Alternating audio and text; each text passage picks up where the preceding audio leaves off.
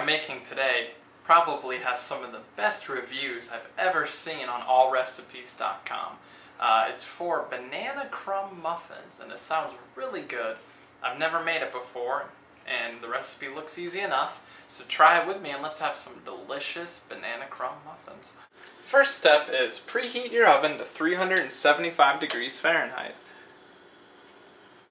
Now the recipe yields, it gives you 10 muffins, so use a muffin pan that has 10 or more muffin things. I don't know what you call these, to be honest.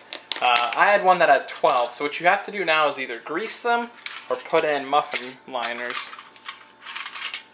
Alright, there we go, 10 muffins. Okay, you're going to need 3 bowls to make these muffins. In your largest bowl, you need 1.5 cups of flour. There's 1 cup. Okay, there's the 1/2 cup. To this, you need to add a teaspoon of baking soda and a teaspoon of baking powder. And then it called for 1/2 teaspoon of salt.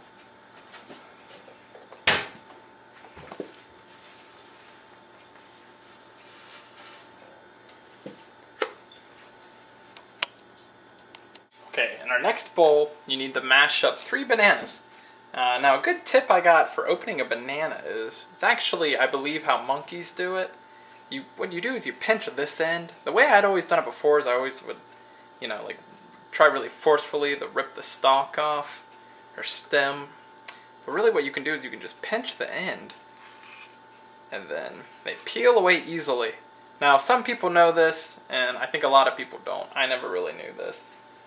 So, once it opens easy like that, kind of like how a monkey holds it, you can just plop it in there. You need 3 of those. So just repeat the process.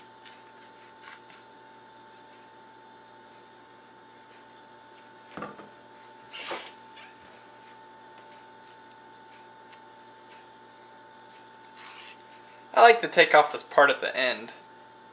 Not really. Doesn't really taste very good. So, oops. Got all of them.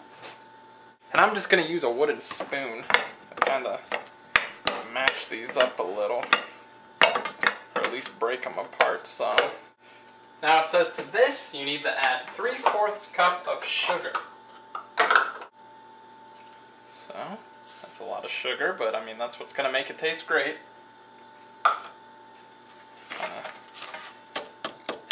1 egg that's already been whisked, so I put it in a bowl and kind of beat it a little bit. Now at this point, I would kind of stir this up a little bit. Really kind of... The egg is going to help make the banana more mushy, so it'd be good to kind of try to beat it all together a little bit more at this point. And then to this you have to add 1/3 cup melted butter. So... it's going to help with the flavor a lot there too, and it'll really help mash them up better that way. Now what we got to do is we got to mix this banana mixture in with our flour, baking soda, baking powder, and salt mixture, and then we're going to spoon that into our muffin pan.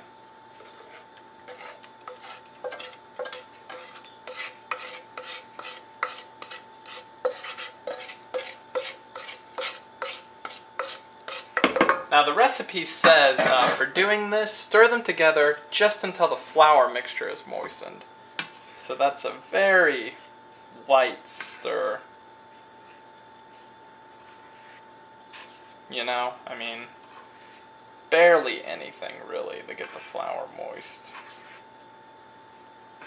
I mean, I guess you'd want the flour to mostly disappear, but... so just, I'm going to very lightly, see how the flour's starting to disappear? That's kind of what we're going for. Just very lightly stir it. Now take your muffin pan, take your mixture, and we're going to spoon them. We're going to spoon the mixture into the muffin pans.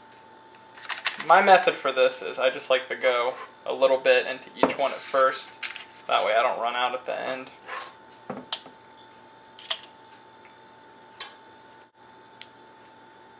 Try to get them all even as you go.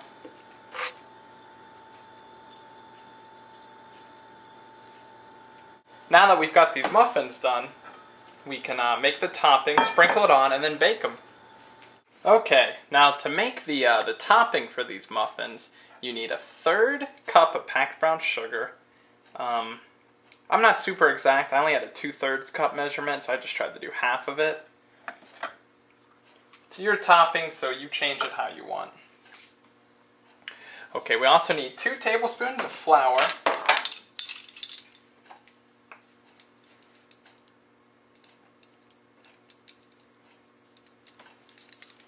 Okay. 1/8 teaspoon of ground cinnamon, which is a small amount, but ground cinnamon is a strong spice. A good one, but strong.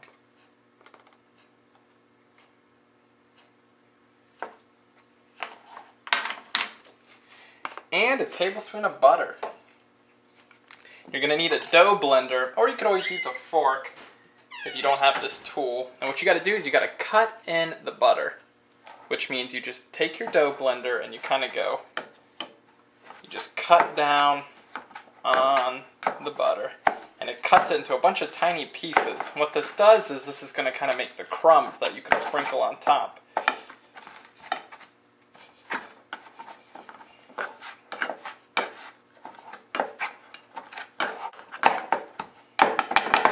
Make sure you get the mixture off your dough blender or fork. Okay, now take this and just sprinkle it on the tops of your muffins.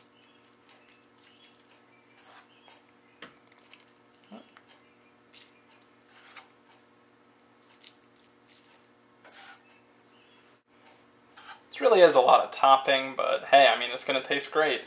You know, if you don't want the topping, don't make it, or if you want more, make more. You know, recipes are easy to change like that. What I'm going to do now is just try to kind of clean a little bit. You don't want there to be a lot of stuff on the top of your pan in between the muffins, because that's going to burn quickly and it's not going to smell good as you're baking them. So really try to get a lot of that stuff out of the way.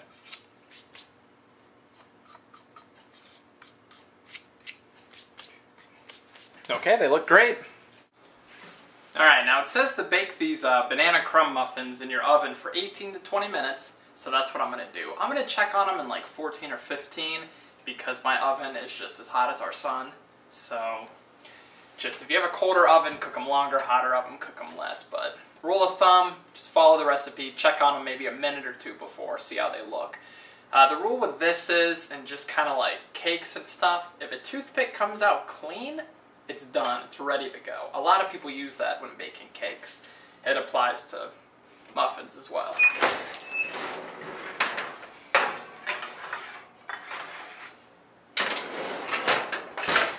Alright, these have now gone for a total of 16 minutes. So I'm gonna get them out. Once again, use the good old dry toothpick method to see if they're good.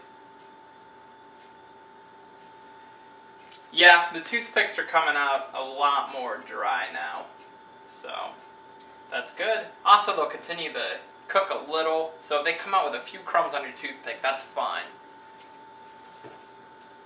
So I'm going to let these cool, and then I'm going to take a bite, see how good they are.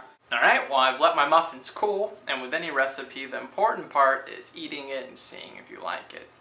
Now, this did got a lot of good reviews on all recipes, but, you know, that doesn't mean I'm going to like it for sure.